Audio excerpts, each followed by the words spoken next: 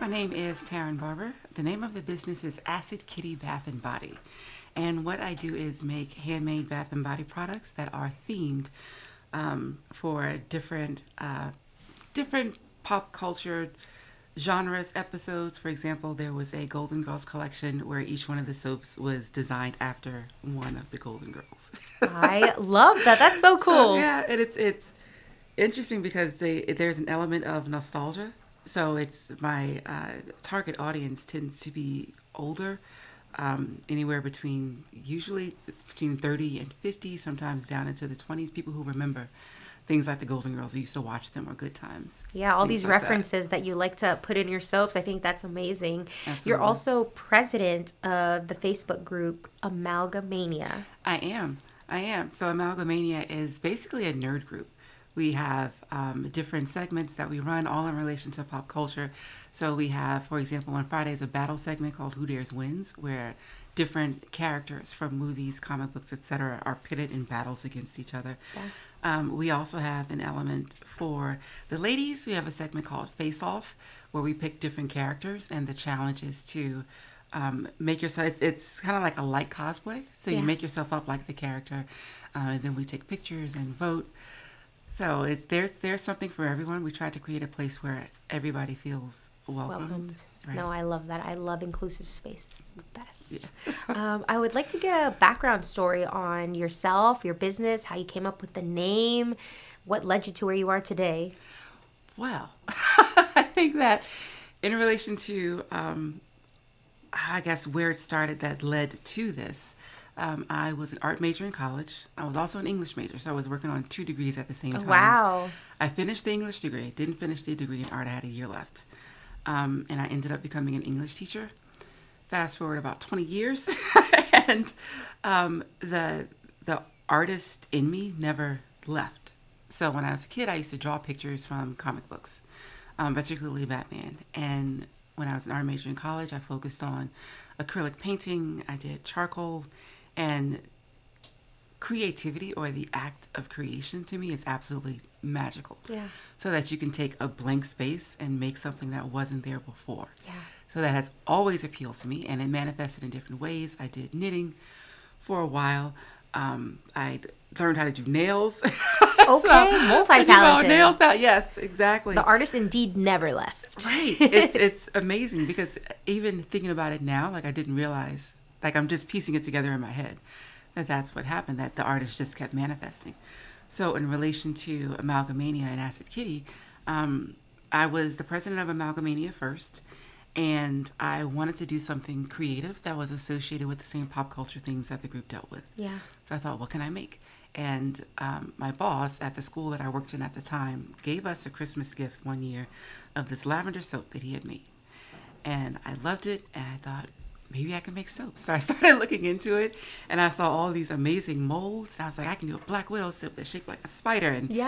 And the idea just like went on from there. When I started watching videos of people making co-processed soap, which is what this kind is, it looks like painting. So the soap batter, when it's liquid, looks exactly like acrylic paint. Yeah. And then when they pour it into the mold, it's like pour painting, and I was sold. You were sold, I was absolutely sold. So then it became a matter of deciding what I wanted the theme to be. And it's kind of a 70s vibe, because I'm a 70s baby. Yeah. And instead of making like representative items, for example, these 2 are from the Bikini Bottom collection for SpongeBob. SpongeBob. Yes, exactly. So instead of making a soap that looked like SpongeBob, I just took the colors. Patrick? So this one, exactly. Yeah. So this one is Patrick. And then this Squidward. one is Squidward, exactly. And then I had one for SpongeBob and one for Sandy.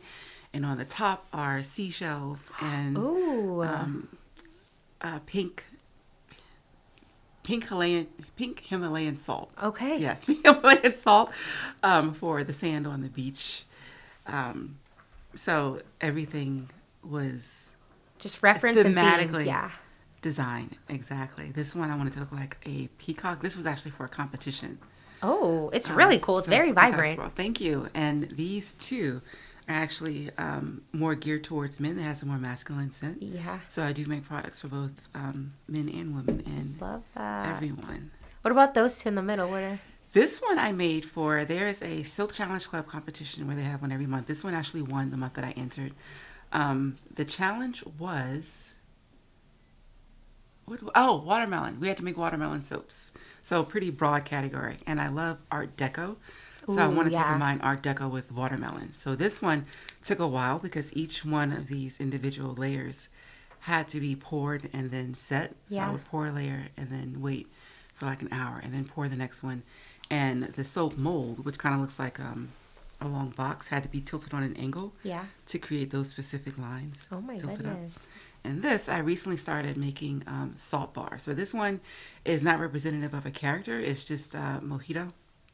It's a mojito scent, and it's made with a 50% sea salt solution, in addition to all the other oils and butters that I use. And we also have pink salt on the top. Love that. And it smells exactly like a mojito. So this one is just like a color scent match. Exactly. I love that. And is the salt supposed to help like with the skin, like exfoliating and all that good stuff? Not so much exfoliation, but it detoxifies. Oh, okay. Skin. So imagine it's like being in the sea. If you're in salt water, the same kind of effect it has on your skin. Yeah. That's what it does. Beautiful. I love that. Thank you.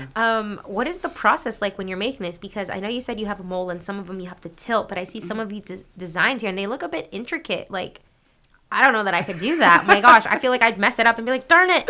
You're working from you're creating something in 3D, working from the top down, working from a 2D plane. So, for example, these two, you pour it into the top of the mold and then it fills up. So you have to kind of envision what it'll look like once it's cut. Because when you pull it out, it's like this, but it stretches back this way, and then you slice it. Okay.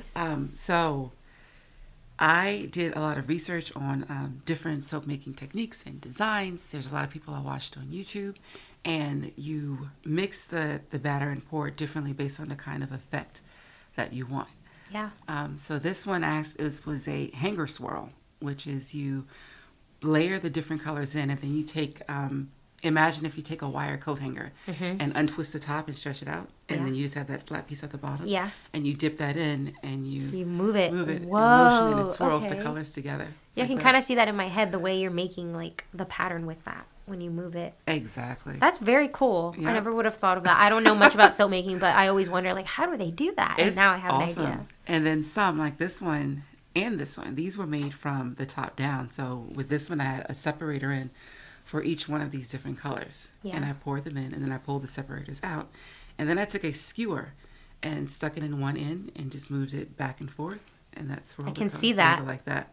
That is so cool. And then when you take it out, the loaf is this way, and you cut it in long strips first, and then you slice it into individual bars. That's so cool. I always thought people made it like one by one, but now I see you get a big bar. Work smarter, not harder, and just chop it like this. Okay, very cool. I'd like to know about marketing. Like I see your logo and your design. It's very 70s, like you said, eccentric, colorful, fun, happy.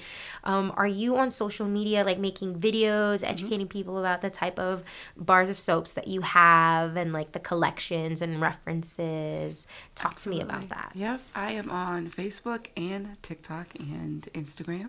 Love it. I post videos of me making the soap, so you get to see it being poured, and then I usually do a part 2 where you see the soap actually being cut. Okay. I have videos where it's just me weighing out the ingredients because a lot of research was done to decide which ingredients to put into the soap.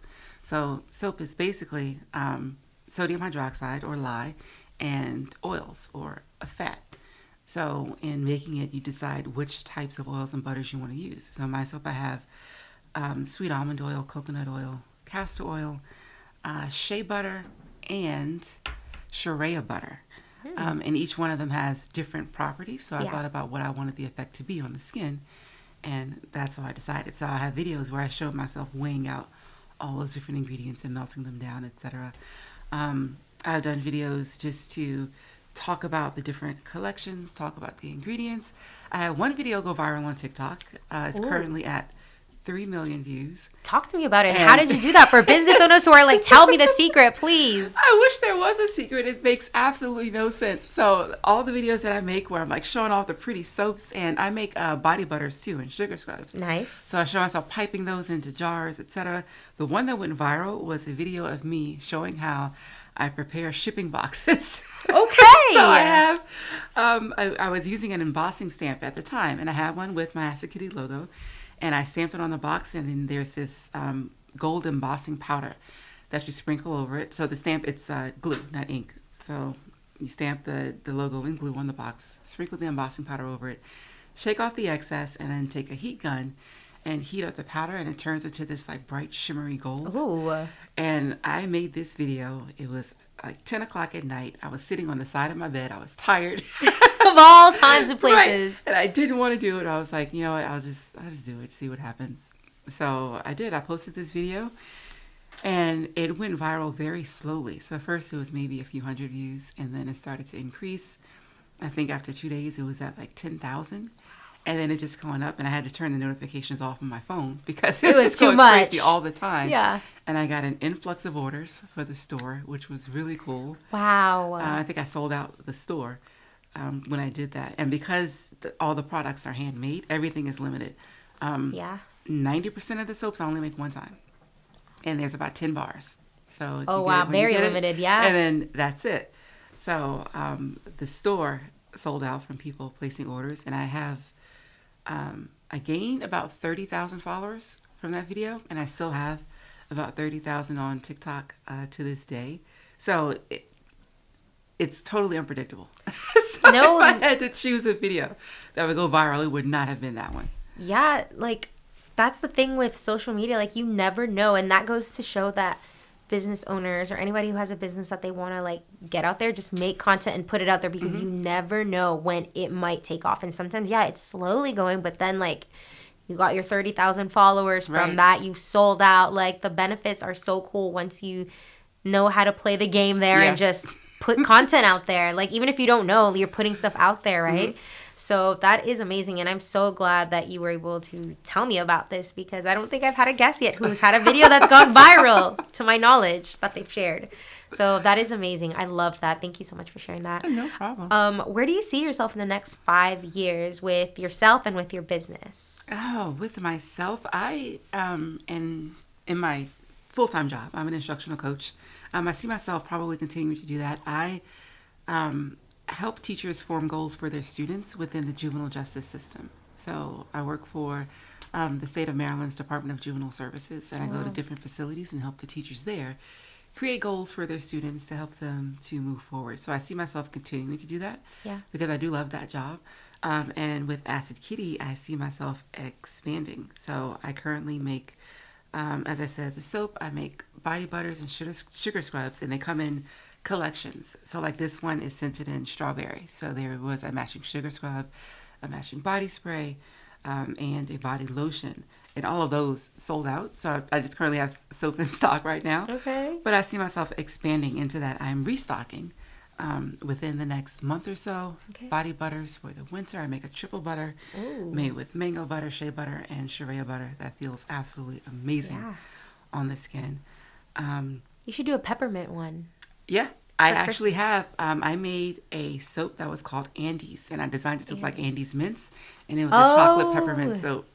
Girl, I would eat that instead of putting it on my body. I feel like I was reading the description of the salt, and I was like, this is making me hungry. Like, I want to eat the bar of soap. Like, eating Tide Pods? No, forget it. All the rage is eating Acid Kitty soap. I put in the description, it says, do not ingest. Exactly. Exactly. For that purpose.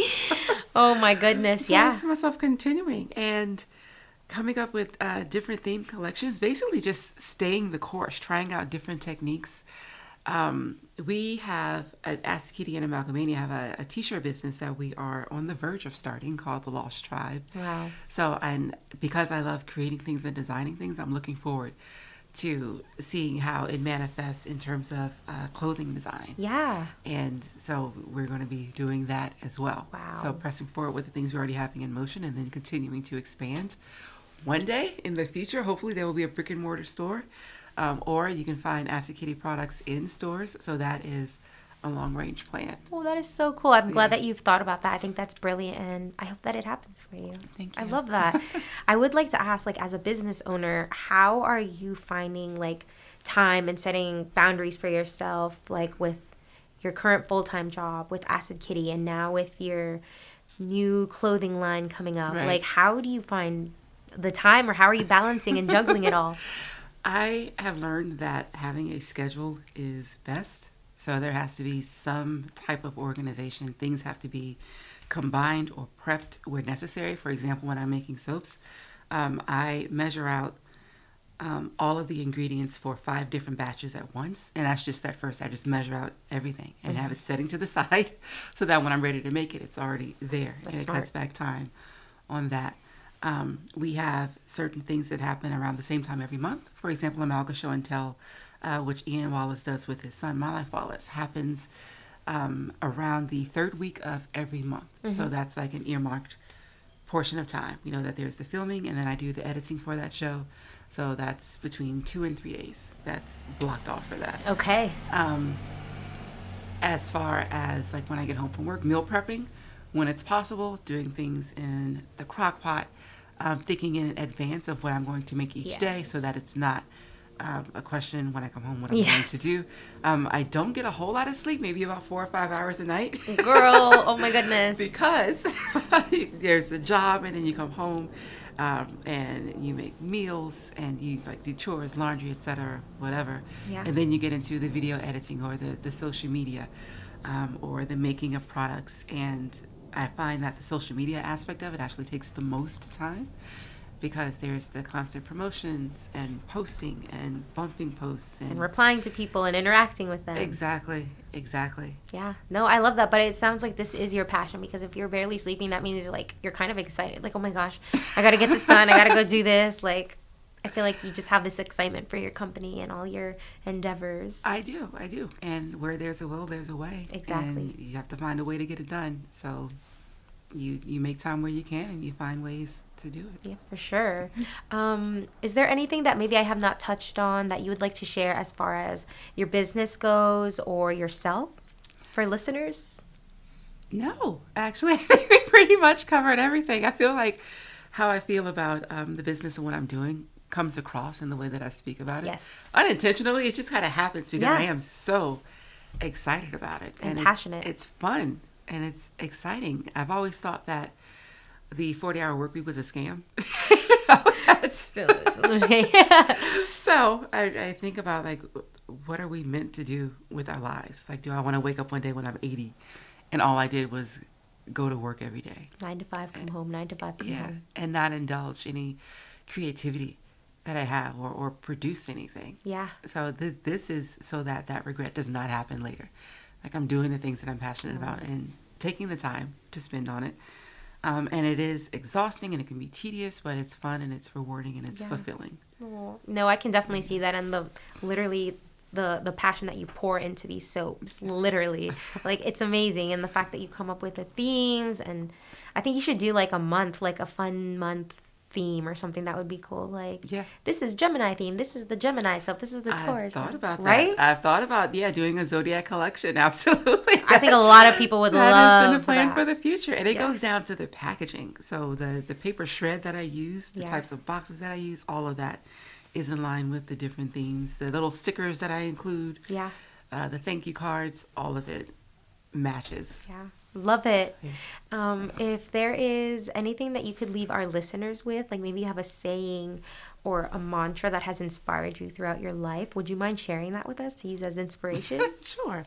I think my favorite is from Marcus Aurelius, and he said, "What is there in this that is unbearable or beyond endurance?" Wow. And the answer to that is always nothing. It is you can either endure or you can bear it. So when things get really, really hard and I'm really stressed out, I repeat that to myself and I think nothing. I will get through this. Yeah. Time will pass regardless of whatever it is we're going through, whatever challenges we're facing. Yeah. Time continues to pass anyway. Exactly. So keep pushing forward.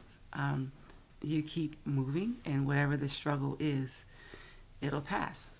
because time, like, you'll get over it at some point. Like, you'll get through it at some point, even if you don't know how. Yes, but it you're will going happen. to. So there is nothing that is unbearable or beyond endurance. That's so beautiful. Thank you. I appreciate you coming on the podcast and sharing your story. Thank you so much for having me. It was really awesome to be here. Absolutely.